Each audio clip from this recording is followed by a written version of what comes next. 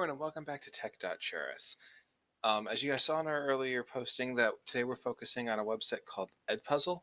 EdPuzzle is a great resource for teachers if you want to include videos into your classroom and you want to make sure that the kids are actively engaged in watching the video itself.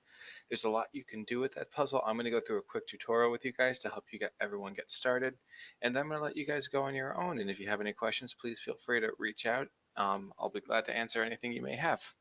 So as you can see here, we do have the EdPuzzle website. It's very simple, edpuzzle.com. When you're going to come here, you're going to click on, if it's your first time, you're going to hit the sign up button and you're going to choose teacher. And if you have a school Google account, you can do that, or you can create your own account, which is fine, either or. If you already have an account with EdPuzzle, you're simply just going to click the login button. And again, you'll choose that you're coming in as a teacher. You'll choose what you're going to log in with. In this case, I'm going to do Google. You'll choose the Google account that you're working off of. It's going to load it all up for you. When you come to your first home screen, it's going to give you a couple of recommended things. So it's going to be talking about some trending videos that people have been using. They're going to look at where are you working. So in this case, I'm New Jersey. They're showing me what people are using in New Jersey. And they're going to show me what's trending in the country I'm in. This is really nice because you can kind of see what people, other teachers, other professionals are using throughout your area. Maybe there's a trend going on, maybe there's some major event happening, and a lot of people are building off of that. So you can kind of get some of the work done for you, or at least get some good video recommendations. Also with that, they actually have their own curriculums you can work off of, and they break it down by grade level. You would choose view content for whatever grade level you're teaching. You break it down by subjects. Let's do social studies. They're talking what kind of social studies, let's say geography. Let's do regions and countries. You can pick your region and country, and then they come up with all the videos for you to pick. You can actually choose these, and they actually even show you some of these have questions already preloaded into them. You can just assign them, or if you want to, you can edit them, change them up a little bit, take questions out, add questions in, and we'll get more into the editing in a little bit. But it's a really nice feature that they give you that you can even get pre-made stuff. If your school is signed up, you'll actually be able to access anyone else's videos in your school. So you can start collaborating with other teachers. Let's say you're doing English. It's like, hey, let's say you're reading The Outsiders. So like someone does The Outsiders, maybe you do Hoot's video, and so on and so forth. And you can just reach in and grab each other's work. You also have the My Content section, which is all stuff that you've made yourself or things you've started to look at. You can see here a couple of videos I've looked at, including my own. Finally, they give you really early up some popular channels, and these are generally ones people often refer to, especially as teachers. We use these a lot, including EdPuzzle's own channel. You can search all of YouTube. It's there for you to use. The Khan Academy, Nat Geo, and you can see that they're all there. Use them if you're having trouble. They put them there because these are ones teachers are often going to, so it's very helpful and less work to sometimes find it.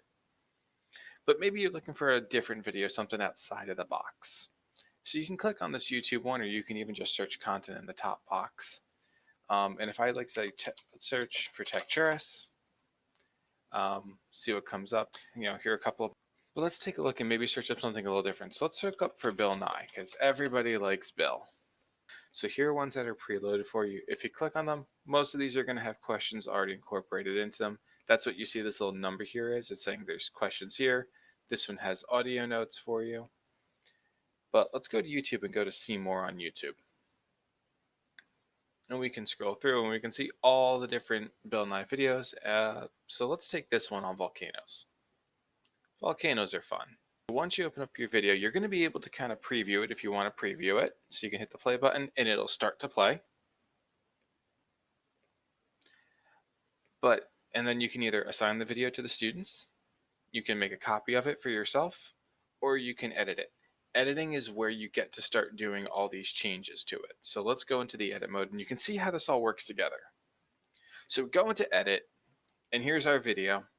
Now, if we want to, we can cut this video. We're able to crop it. So let's say there's only one section we want them to see. So maybe we want them to go into, we just want to start at like the 8-minute mark. And we only want them to watch like this, 4-minute section. So we set our crop up, There's our crop.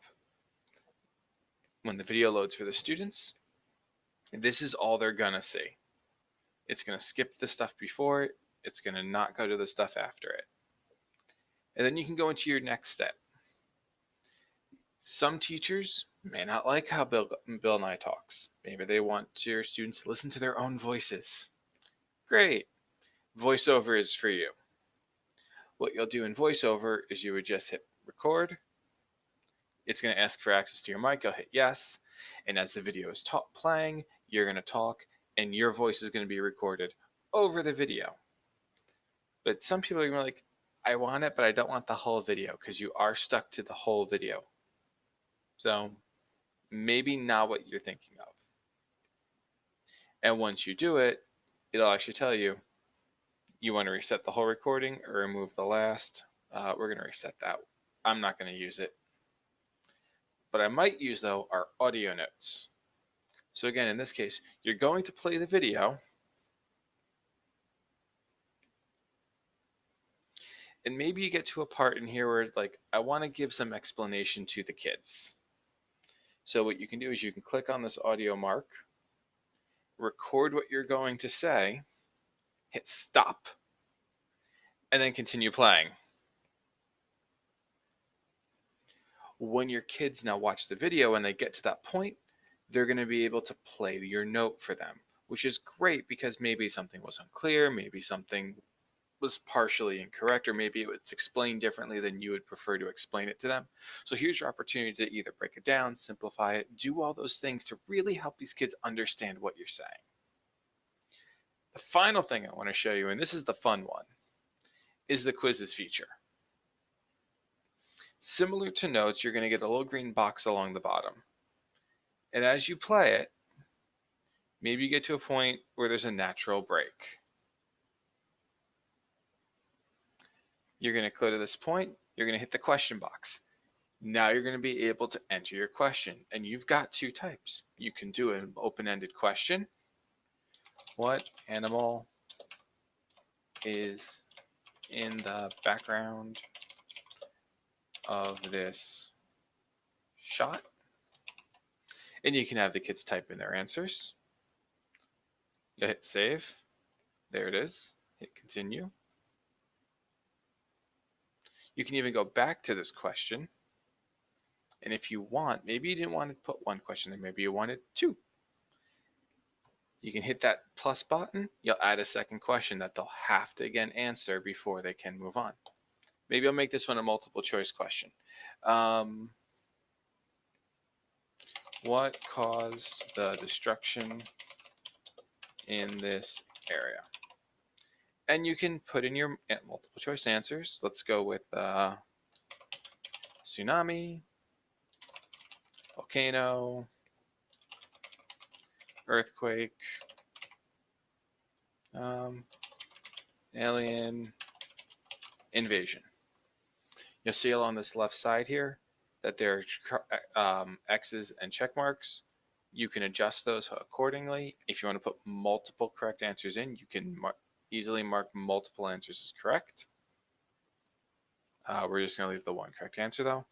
Once you're done putting in these questions though, you simply hit save and you can continue watching the video.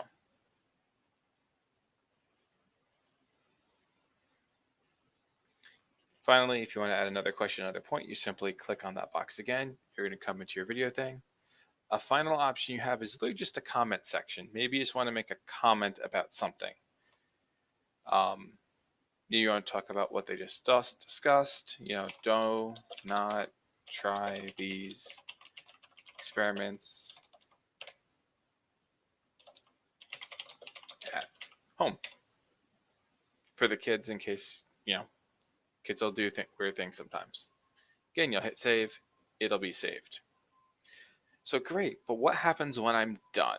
Well, when you're done, you can either hit save if you want to come back and work on it later, or if you are completely done, you simply hit finish. And it's going to say, great, when does this assignment start? Well, you can give it a start date. You can add it to any classes that you have. You can also select when it is due. So if you don't want people going ahead, or you're giving maybe the kids a week to do this because it's a prep lesson for the following week, you make it due Sunday night at 10 o'clock. You then come down here, you're going to choose, do you want the kids to be able to skip the video or skip your questions? I always recommend enabling that. This way they actually watched the whole thing and had to sit there and at least click at every break. And do you want the kids to have closed captioning on? I recommend closed captioning. And once you have your class selected, you would simply hit the assign button, and just like that, your work will be assigned. If you're using Google Classroom, this will actually allow you to post it directly to Google Classroom as well, making it very easy for you to grade this work later on. Okay, so I'm going to assign this later. I'm going to make a class for you guys a little bit later, and I'll probably post that video up this weekend of like going through how it looks once you've graded it. But have fun, have some experiments, go for it, try your luck. Again, if you have any questions, don't be afraid to reach out. I'll gladly try and respond as quickly as I can. And with that being said, I'll see you guys next week. Have a great time, and I hope you enjoy practicing this for the next school year coming up. Bye.